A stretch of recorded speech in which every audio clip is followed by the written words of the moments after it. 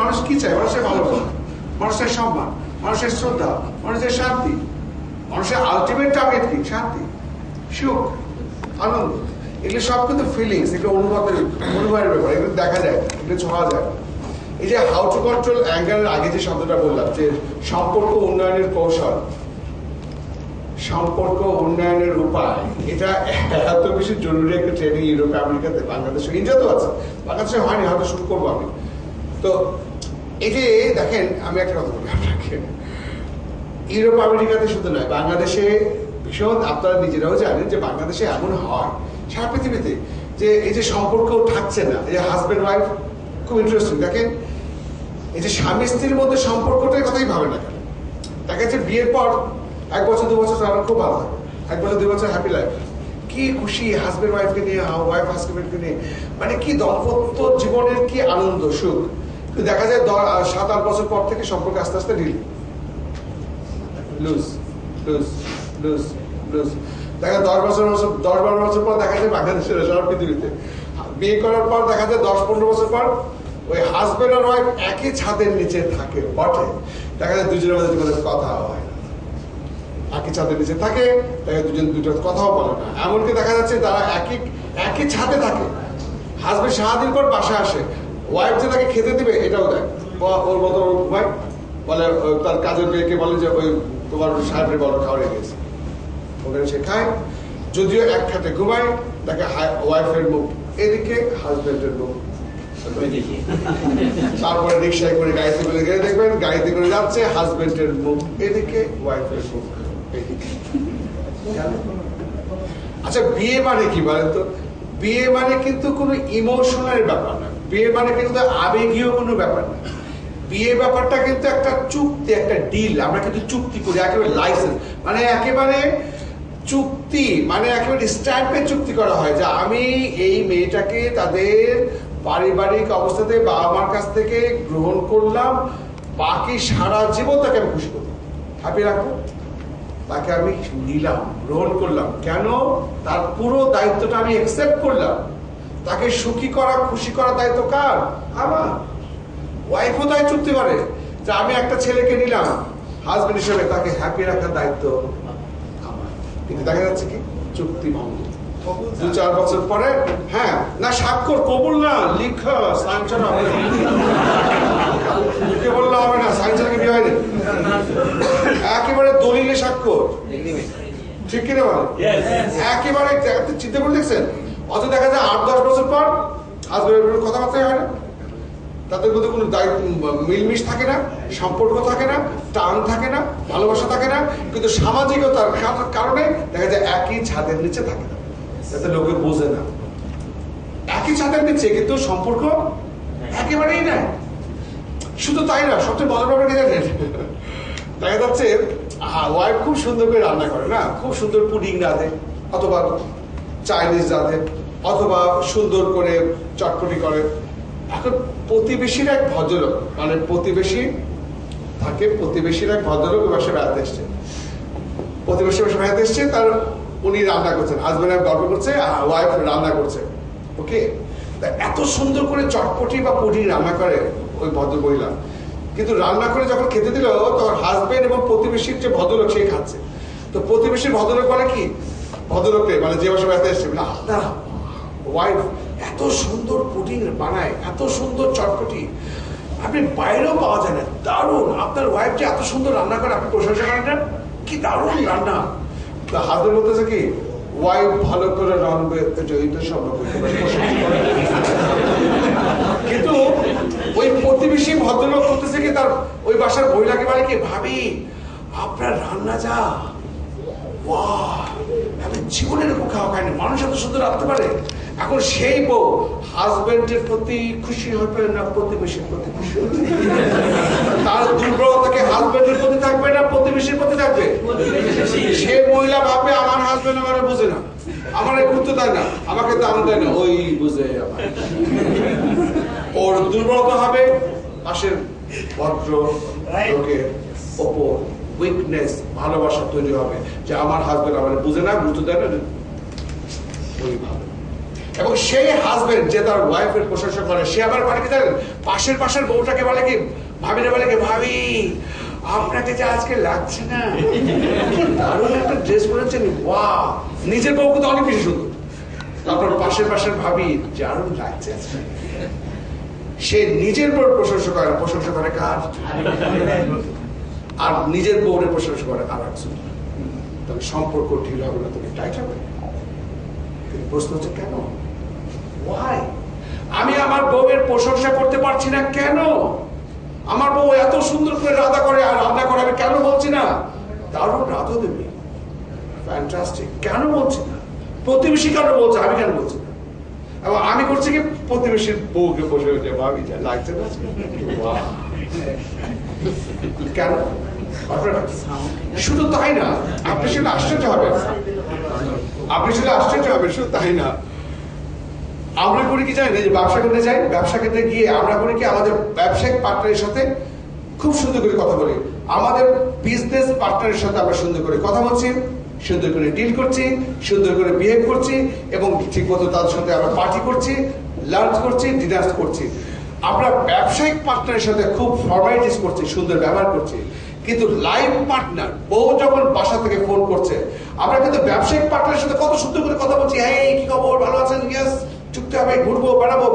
আমরা ব্যবসায়িক পার্টনারের সাথে কত সুন্দর করে না কথা বলছি, কিন্তু লাইফ পার্টনার বউ যখন ফোন করছে তখন বলছে কি, তুই ফোনটা সাহেব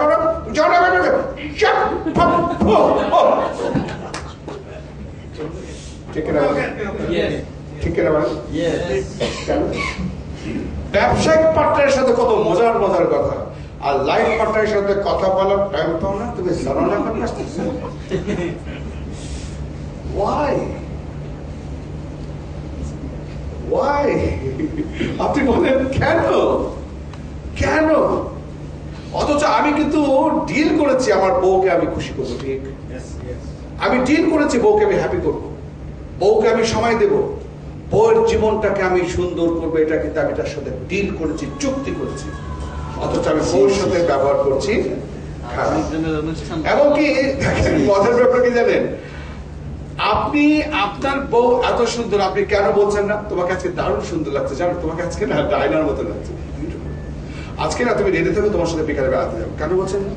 আপনি কেন অফিসে এসে, যদি আপনি যতই ব্যস্ত থাকেন না কেন, আপনি অফিসে যদি একটা এসে ঢং করেও যদি বউকে ফোন করে বলেন, জানো আমি ভীষণ ব্যস্ত, কিন্তু এই ব্যস্ততার মাঝেও তোমাকে মনে করলো কি করছো তুমি, এটার মূল্য কোটি টাকার চেয়ে বেশি, কিন্তু আপনি কিন্তু সেটা করছেন না, উল্টো খারাপ ব্যবহার করছেন। সম্পর্ক লুজ হবে না, তুমি টাইট হবে। বাংলাদেশের 80% পরিবার দেখেন 20 বছর 25 বছর হাজবেন্ড ওয়াইফের সম্পর্কই থাকে না। সুতরাং তারা থাকে, ছেলে অন্যদিকে নজর থাকে, মেয়ের অন্যদিকে নজর থাকে, এভাবে কি জীবন চলতে পারে নাকি? শুধু সামাজিকের কারণে হয়তো কেউ ছাদের নিচে থাকে একসাথে, ঠিক কিনা বলেন? ফলে কি হয় জানেন, ওই বাসার সন্তানরা দেখে বাবা মার মধ্যে সম্পর্ক নাই, বাবা মধ্যে যখন ঝগড়া থাকে, দুজন দুই দিকে ঘুমিয়ে থাকে, ওই সন্তান যখন বিয়ে করবে ওরও কিন্তু লাইফ ওরকমই হবে। ও দেখেছে তাদের জীবন, বাবা মার জীবন, ওর জীবন তো ওরকমই হবে, ঠিক কিনা বলেন? পৃথিবীর দাম্পত্য জীবনের যে এই ঘটনা কেন হচ্ছে, কারণ আমরা জানি না সম্পর্ক সুন্দর রাখার কৌশল কি। আর এটার জন্যই এই ট্রেনিংটা হয়। আমি যেখানে ইউরোপে, বাংলাদেশ, ইন্ডিয়া তো চালু হয়েছে, হাজবেন্ড ওয়াইফরা আসে মিটিংয়ে, সেমিনারে, সেখানে আলোচনা হয় কি করে সম্পর্কটা সুন্দর রাখা যায়।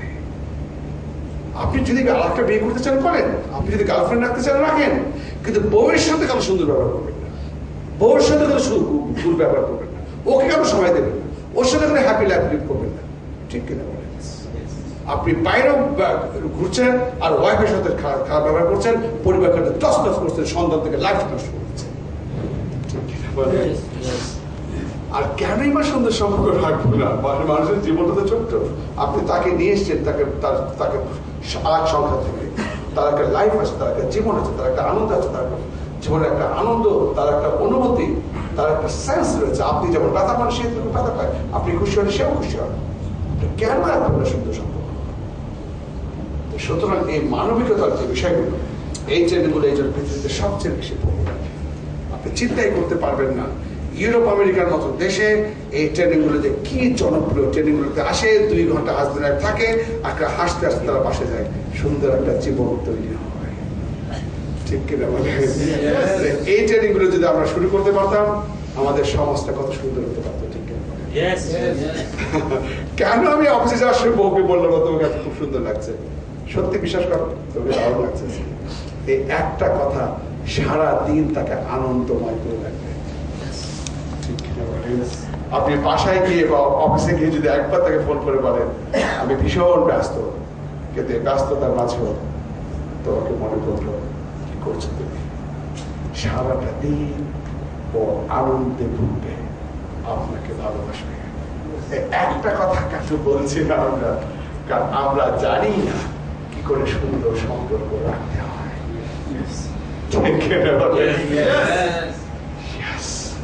এটা হাজবেন্ডের জন্য যেমন দরকার, শুধু বউদের জন্য সেরকম দরকার। এবং এই জন্যই তো মোটিভেশন, মানুষ জানতে চায় আমি কি করে একটা সুন্দর জীবন করতে চাই। তো যাই হোক, আমি কিন্তু হাউ টু কন্ট্রোল আগে এই কথাগুলো কেন বললাম, কারণ এই সকল ট্রেনিং এর যে প্রয়োজনীয়তা, এটা ওই 100 টাকা 200 টাকা 500 টাকাতে নয়। আমেরিকাতে এইসব ট্রেনিং করতে গেলে 15,000 20,000 টাকা লাগে। এরকম একটা ট্রেনিং এর মূল্য কত? 20,000 টাকা। কারণ 20,000 টাকা কোনো ব্যাপার নাই, 20,000 টাকাতে যে একটা মানুষের জীবন তৈরি হয়, এটা তো 20 কোটির চেয়ে বেশি। ঠিক কিনা বলেন? একটা 20,000 টাকা ট্রেনিং যদি একটা মানুষের 20 কোটি টাকার জীবন হয়, তাই এটা তার জন্য কোনো ব্যাপারই। তো যাই হোক, আজকে আমাদের আলোচ্য বিষয় হচ্ছে রাগ নিয়ন্ত্রণ। এই যে রাগ, এই যে মানুষের রাগ, আচ্ছা এই যে একটু বললাম যে এই ট্রেনিংগুলো ইউরোপ আমেরিকাতে একটা জনপ্রিয় কারণ, কারণ ইউরোপ আমেরিকার মানুষ তো এমনি প্রোঅ্যাক্টিভ। ইউরোপ আমেরিকার মানুষ কিন্তু এমনিতে নম্র, ভদ্র, বিনয়ী, সৎ, আদর্শবান, খুব কুল। ওরা এমনিতে শান্ত, এমনিতে ভদ্র, এমনিতে চাচামেচি করে না, এমনিতে গন্ডগোল করে না, এমনিতে রাগ করে না। তারপরেও তারা এই ট্রেনিংটা করে। কেন করে? কারণ তারা চায় তাদের ভেতরের সৌন্দর্যগুলো, inner beauty, inner stability, inner peace, মানুষের মনের ভিতরের সৌন্দর্য, মনের ভিতরের শক্তি, মনের ভিতরের স্টেবিলিটি, পিস, ভিতরের শান্তি, এগুলোকে যদি তৈরি করা যায়, তাহলে মানুষের ব্যবহারটা এমনিতেই ভালো হবে। কারণ এই যে আমরা বলি না, আমরা বলি একটা কথা যে মানুষটা কেমন, আমরা কিন্তু এটা বলি, আমরা কিন্তু বলি না মানুষটা দেখতে কেমন। দেখবেন একটা খেয়াল করেছিলেন, আমরা কিন্তু কি বলি কারোর সম্বন্ধে জানতে গেলে, ওই লোকটা কেমন, এটা কিন্তু আমরা বলি। আমরা কিন্তু বলি না ওই লোকটা দেখতে কেমন। দেখতে কেমন মানে লম্বা না কালো, ফর্সা না কালো, এটা হচ্ছে দেখতে কেমন। নাকটা চাপা না খাড়া, দেখতে কেমন কোনো ইম্পর্টেন্ট না, লোকটা দেখতে কেমন মানে কি ভালো, এটা হইল না। আমরা কিন্তু কখনোই কোনো ব্যক্তির সম্বন্ধে জানতে গেলে বলি না লোকটা দেখতে কেমন, আমরা বলি কি লোকটা কেমন। যেমন একটা এক্সাম্পল বলি, ধরেন আপনি একটা সুন্দর একটা ছেলেকে দেখলেন, খুব সুন্দর, মানে শাহরুখ খান মতো দেখতে বা আমির খানের মতো দেখতে। তো এত সুন্দর চেহারা, শুধু চেহারাই সুন্দর না, তার ফেস কাটিং, তার বডি স্ট্রাকচার, তার এক্সপ্রেশন, মানে এভরিথিং এত এক্সপ্রেসিভ, এত সুন্দর। আপনার মনে হলো ইস, মানে ছেলে বা মেয়ে যারই হোক, মনে হলো যে ছেলেটার সাথে যদি বসতে পারতাম, একটু লাঞ্চ করতে পারতাম, এত সুন্দর চেহারা, হয়তো তার সাথে বসলে খুব শান্তি পাওয়া যেত, অনেক কিছু শেখা যেত, অনেক কিছু বোঝা যেত, মনে হয়তো অনেক আনন্দ আসতো। তা আপনি ছেলেটার সাথে সাক্ষাৎ পেলেন, তার সাথে ডিনার করলেন, ঘন্টাকে তার সাথে গল্প করলেন, ডিনার করলেন একসাথে, কিন্তু 1 ঘন্টা তার সাথে কথা বলে আপনার মনে হলো কি যে এই ছেলেটার সাথে আর কখনোই বসা যাবে না, বসা যাবে না, কারণ ছেলেটা দেখতে সুন্দর, কিন্তু ছেলেটা আসলে একটা বাজে বসা। কেন? কারণ চেহারাটা সুন্দর বটে, কিন্তু চিন্তা চেতনা এগুলো বাজে। এই ছেলেটা মিশলে আমার কোনোই লাভ না, বরং সময় নষ্ট। ঠিক তেমনি আপনাকে সুন্দরী মেয়ে দেখলে, মানে ক্যাটরিনার মতো দেখতে, ক্যাটরিনার মতন অথবা সোনাম কাপুরের মতন যেতে পারবে, মানে এত সুন্দর, বিউটিফুল। তো আপনি ভাবেন এত সুন্দর একটা মেয়ে, না জানে কথা বলতে পারলে, একটু লাঞ্চ করতে পারলে, সময় কাটতে পারলে খুব ভালোই লাগবে।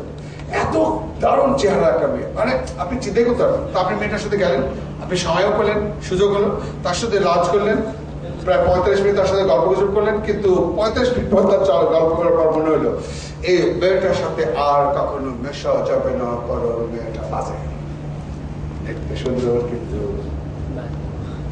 আছে। তার মানে চেহারাটা ইম্পর্টেন্ট না, ইম্পর্টেন্ট কি তার ভেতরের সৌন্দর্য, ঠিক কিনা? যেমন আপনার দারুণ একটা সোফা সেট পছন্দ হয়েছে, দারুণ সোফা সেট, মানে এত সুন্দর সোফা সেট, আপনার মনে হয় আমি কিনবো, এত লুক্রেটিভ, এত দারুণ ডিজাইন, ক্রিয়েটিভ, আপনি মনে হলে সোফা সেট কিনবেন, সব দামাদামি হলে আপনি কিনবেন। যে কেনার আগে আপনি ভাবলেন যে একটু দেখি তো বসে কেমন লাগে, মানে খুব সুন্দর, দারুণ, আপনি যে বসলেন, বসে দেখলেন ও শক্ত বসা, খবর টবর নেন যে কাঠটাও কোয়ালিটি খারাপ, তখন দেখবেন ওই 50% ডিসকাউন্ট দিলেও কিন্তু আপনি নেবেন না, এমনকি বলা যায় না মাঙ্গা দিলেও নাও নিতে পারেন, ঠিক কিনা বলেন? সুতরাং দেখতে সুন্দর ইম্পর্টেন্ট নয়, কোয়ালিটিটা ইম্পর্টেন্ট, ঠিক কিনা বলেন? দেখতে যতই সুন্দর হোক মানুষটা, ঠিক কিনা বলেন? এই জন্য ভিতরের সৌন্দর্যটাকেই তৈরি করার জন্যই কিন্তু হাউ টু কন্ট্রোল অ্যাঙ্গার, কি করে ভেতরের সৌন্দর্যটাকে তৈরি করা যায়, ভেতরের সৌন্দর্যটাকে মানুষ যত তার ভেতরের ইনার পিস, ইনার স্টেবিলিটি তৈরি করবে, ভেতরের সৌন্দর্য তৈরি করবে, তত মানুষের খারাপ গুণগুলো দূর হয়ে যাবে। যত ভিতর সুন্দর হবে তত ভিতরের খারাপ গুণগুলো দূর হয়ে যাবে। কারণ একটা কথা খেয়াল করে দেখেছেন আপনি, নিশ্চয়ই দেখেছেন, দেখেন আমরা স্কিল, আমাদের মেধা, তীক্ষ্ণতা, আমাদের এই স্কিলনেস বাড়ানোর জন্য আমরা করি কি, বড় বড় ইনস্টিটিউট ভর্তি হয়, কিরকম বুয়েটে, ঢাকা ইউনিভার্সিটিতে, মানে এআইইউবে, মানে সবচেয়ে বড় বড় সংস্থায় আমরা ভর্তি হয়ে বাচ্চাদেরকে ভর্তি করে, যাতে ওরা স্কিলড হয়, খুব দক্ষ হয়ে গড়ে তোলে, যাতে চাকরি বাকরি ঠিক মতো পায়, সামাজিক বলতে পারে ওই স্কুলে বা ওই কলেজে বা ইউনিভার্সিটিতে চাকরি করে বা পড়াশোনা করে। আমরা বড় বড় নাম করা ইনস্টিটিউটে ভর্তি হচ্ছে স্কিলনেস বাড়ানোর জন্য। ঠিক তেমনি আপনি খেয়াল করেছেন আমাদের বডির সৌন্দর্য, মাসল, আমাদের বডির স্ট্রাকচার তৈরি করার জন্য আমরা ব্যায়ামাগারে ভর্তি হই, আমাদের চেহারাটাকে সুন্দর করার জন্য কত প্রসাধনী সামগ্রী ব্যবহার করি, আমরা কত বিউটি পার্লার, হেলথ ক্লাবে ভর্তি হই, ঠিক? সামাজিক প্রতিপত্তির জন্য কি করি আমরা বিভিন্ন ক্লাবে ভর্তি হই, যেমন American club, European club, Dhaka club, officers club, ঠিক? বনানী গুলশান ক্লাব, কেন? আমি গুলশান ক্লাবের ভাইস প্রেসিডেন্ট, সামাজিক পজিশন তৈরি করার জন্য, ঠিক কিনা? আমরা স্কিলনেস বাড়ানোর জন্য বড় বড় ইনস্টিটিউটে ভর্তি হচ্ছি, আমরা স্বাস্থ্য, বডির স্ট্রাকচার সৌন্দর্যের জন্য ব্যায়ামাগারে, হেলথ ক্লাবে ভর্তি হচ্ছে, আমাদের সামাজিক সিচুয়েশন তৈরি করার জন্য বড় বড় ইনস্টিটিউটে সদস্য হচ্ছি, বিভিন্ন ক্লাবে, ইউরোপিয়ান ক্লাব, আমেরিকান ক্লাব, ওই ঢাকা ক্লাবে আমরা সদস্য হচ্ছি। কিন্তু মনের সৌন্দর্য তৈরি করার জন্য, মনের বিউটিফিকেশন তৈরি করার জন্য, মনটাকে সুন্দর করার জন্য আমরা কোন ইনস্টিটিউটে ভর্তি হচ্ছি বলেন? ঠিক, অথচ ওইটাই তো আসল। আপনার চেহারা যতই সুন্দর হোক, আপনার চেহারা যতই সুন্দর হোক, আপনার বডি যতই ভালো হোক, আপনি যতই বড় সংস্থায় চাকরি করেন না কেন, আপনার মনটা যদি খারাপ হয়, মনের সৌন্দর্য যদি না থাকে, আপনার সমস্ত কিছু বরবাদ, ঠিক কিনা বলে? বউ আপনার কাছে থাকবে না, লোকও আপনার সাথে মিশবে না, পজিশন আপনার থাকবে না। সুতরাং আসল হচ্ছে ভিতরের সৌন্দর্য, ঠিক কিনা বলে? আর ওই জন্যই হলো এই ট্রেনিং। সারা পৃথিবীর মানুষ এই হাউ টু ওভারকাম অ্যাঙ্গার 20,000-25,000 টাকা দিয়ে ট্রেনিং করে কেন? ভিতরের সৌন্দর্যটাকে তৈরি করার জন্য, যেটা সবচেয়ে বেশি ইম্পর্টেন্ট। ভিতর ঠিক তো সবই ঠিক। এবং এই জন্য বিজ্ঞানে বলেন, বিজ্ঞানে কি বলেন? ভালো চিন্তা, ভালো বোধ করা, ভালো ব্যবহার করা। Good thought, good feelings, good attitude. ভালো চিন্তা করলে আপনি ভালো বোধ করবেন, ভালো ব্যবহার করবেন। আমি আবার বলছি ইংলিশে, good thought, good feelings, good attitude. ভালো চিন্তা, ভালো বোধ করা, ভালো ব্যবহার করা। কিরকম? ধরেন আপনি খুব ভালো চিন্তা করছেন, কিরকম? আপনি কালকে পুরস্কৃত হবেন, সেলিব্রেশন হবে, আপনি কালকে প্রমোশন পাবেন, আর কালকে খুব সুন্দর সময় কাটাবেন। আপনি খুব ভালো চিন্তা করছেন, আপনি কেমন বোধ করবেন? ফিল করবেন কেমন? গুড ফিল করবেন। ভালো চিন্তা করছেন, খুব ভালো বোধ করছেন, খুব শান্তি বোধ করছেন, খুব আনন্দ বোধ করছেন।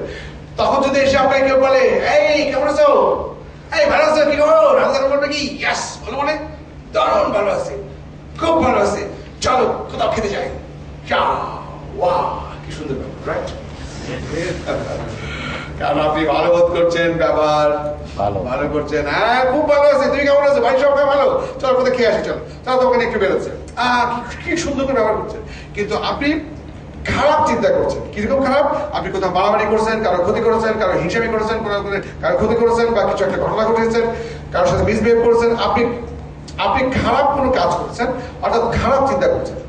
আপনি ব্যাড থট, ব্যাড ফিলিংস, খারাপ চিন্তা করছেন, কেমন বোধ করছেন, খারাপ বোধ করছেন, টেনশন, অ্যাংজাইটি, খারাপ চিন্তা করছেন, খারাপ বোধ করছেন, খারাপ চিন্তা করছেন, খারাপ অনুভব করছেন, খারাপ বোধ করছেন, খারাপ মনে হচ্ছে। এমন সময় যদি কেউ এসে বলে, হেই কি খবর, কেমন আছো, তখন আপনি কি বলবেন? ভালো আছি। আরে বললাম তো ভালো আছো, এই যাও আজকে তুমি, আরে বললাম তো ভালো, তুমি বুঝতে পারো না, বললাম তো ভালো, ঠিক না? আপনি খারাপ ব্যবহার করেন কেন? ও তো বুঝে রেখে, ও তো আপনার আগেও বলছে হ্যাঁ কেমন আছো, আপনি ইয়া ভালো আছি, আর পরে হ্যাঁ কেমন আছো, ভালো আছি, বললাম তো, ঠিক কিনা বলেন? আপনি এরকম বলেন কেন? কেন আপনার তো মনই ভালো না, আপনি ভালো বোধ করছেন না, ব্যবহারটা আপনি খারাপ করছেন। ভালো বোধ করলে ভালো ব্যবহার করছেন, খারাপ বোধ করলে খারাপ বোধ করছেন। আপনি সেটা আশ্চর্য হবেন, বিজ্ঞানীরা গবেষণা করে দেখেছেন যে মানুষ সারাদিনে 24 ঘন্টায় 60,000 চিন্তা করে, মিনিটে 24। মানুষ সারাদিনে কত হাজার চিন্তা করে? 60,000, মানে মিনিমাম। আরো বেশি করে, কোনো কোনো বিজ্ঞানী বলেন আরো বেশি, প্রায় 80,000-এর বেশি হবে। It's okay. মানুষ সারাদিনে অন্তত 60,000 চিন্তা করে, 60,000। এবং গবেষকরা বলছে এই 60,000 চিন্তার মধ্যে 80% চিন্তা করে নেগেটিভ, পাস্ট। মানুষ যে চিন্তা করে সারাদিন, তার মধ্যে 80% চিন্তা করে অতীত নিয়ে, পাস্ট, অতীতের ঘটনা নিয়ে। এবং তার মধ্যে অধিকাংশ চিন্তা করে নেগেটিভ, খারাপ চিন্তা করে, সব নেগেটিভ চিন্তা। তা মানুষ যদি 60,000 চিন্তার মধ্যে যদি 80% চিন্তা করে নেগেটিভ, খারাপ, তাহলে সারাদিন মন হবে খারাপ, ব্যবহার করবে খারাপ। ঠিক না বলে? সারাদিন চিন্তা করছে খারাপ, ফিল করছে খারাপ, তো ব্যবহার কি করবে? খারাপ তো করবে। আরে আশ্চর্য, ভালোভাবে করতেই করবে, কারণ সে অনুভব করছে খারাপ, ব্যবহার তো খারাপ হবেই। সবচেয়ে মারাত্মক কথা কি জানেন? বিজ্ঞানী বলছেন মানুষ এক একটা চিন্তার সাথে মানুষের বডির এক এক রকম ফিলিংস হয়, আর এক এক রকম ফিলিংস এর সাথে রাসায়নিক বিক্রিয়ার রিয়াকশন এক এক রকম হয়। ওই যে ডাক্তার বসে আছে ওখানে, হেমায়ত ভাইকে জিজ্ঞেস করেন, হেদায়ত ভাইকে, এক এক রকম ফিলিংস এর এক এক রকম হরমোন সিক্রেশন হবে। আর আপনি সারাদিন করছেন খারাপ চিন্তা, নেগেটিভ হরমোন সব হচ্ছে, আপনার ডায়াবেটিস হবে, উচ্চ রক্তচাপ, হৃদরোগ, স্ট্রোক, ক্যান্সার, পেটের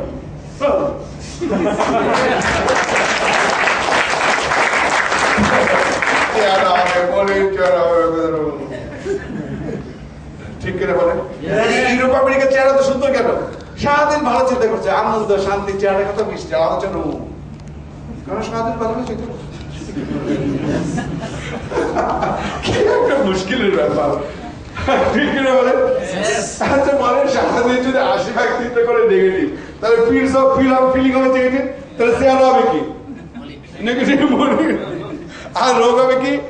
উচ্চ রক্তচাপ, হৃদরোগ, স্ট্রোক, ক্যান্সার। কারণ বিজ্ঞানীরা বলছে যে মানুষের এই স্ট্রোক, ডায়াবেটিস, উচ্চ রক্তচাপ, ক্যান্সার, পেটের আর্থ্রাইটিস, এই সকল রোগের প্রধানতম কারণ হচ্ছে টেনশন, অ্যাংজাইটি, ডিপ্রেশন। বিজ্ঞানীরা যে WHO, বিশ্ব স্বাস্থ্য সংস্থা, যে 10টা রোগ ঠিক করেছেন মৃত্যুর কারণ, পৃথিবীতে যত লোক মারা যায় পৃথিবীতে, তারাকে লিস্ট করেছেন বিশ্ব স্বাস্থ্য সংস্থা, WHO। তার মধ্যে প্রথম যে 10টা মৃত্যুর কারণ, তার মধ্যে 1 নম্বর মৃত্যুর কারণ কি জানেন? হৃদরোগ, হার্ট অ্যাটাক, তারপর স্ট্রোক, তারপর ব্লাড প্রেশার, তারপরে ডায়াবেটিক্স, তারপরে ক্যান্সার। এবং এই সকল রোগের কারণ কি জানেন? জীবাণু ঘটিত রোগটা।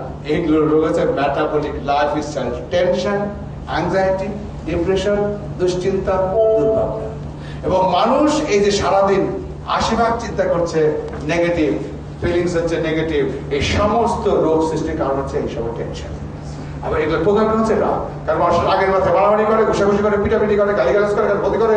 এই মারামারি করার পর, ঘুষাঘুষি করার পর পরে চিন্তা করে কি হলো এখন, আমি দেখি ব্যবস্থা হবে, আমাকে চাকরিতে যাবে, আমাকে চাকরি খেতে হবে, আমাকে রাস্তা থেকে ঠাকানো দেবে, এই শুরু হচ্ছে ঠিক অ্যাংজাইটি এবং দুশ্চিন্তা, দুর্ভাবনা আর সব রোগের কারণ।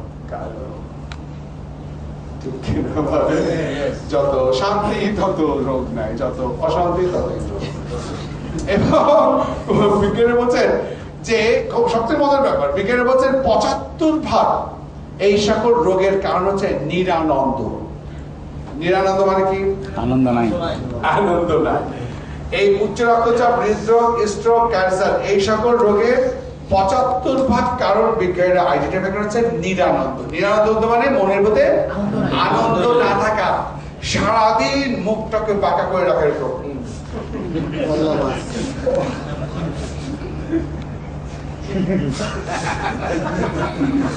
বিজ্ঞানী বলছে আপনি মুখটা যদি এরকম করে থাকেন এরকম, তাহলে হাই প্রেশার। আর যদি এবং এই যে আমি মুখটা তাড়াবাঁকা করলাম এই কয়েক সেকেন্ড, এবং এই যে আপনারা ১০-১৫ সেকেন্ড হাসলেন আমার মুখ তাড়াবাঁকা দেখে, বিজ্ঞানীরা বলছেন মানুষ যদি ১৫ সেকেন্ড হাসে তাহলে মানুষের লাইফ এক্সপান্ড হয় 2 দিন। মানুষ ১৫ সেকেন্ড হাসলে 2-3 আয়ু বাড়ে। আপনি যে আলমাসের মুখ তারাবাঁকা থেকে 15 সেকেন্ড হাসলেন, আপনার আয়ু 2 দিন বাড়ে।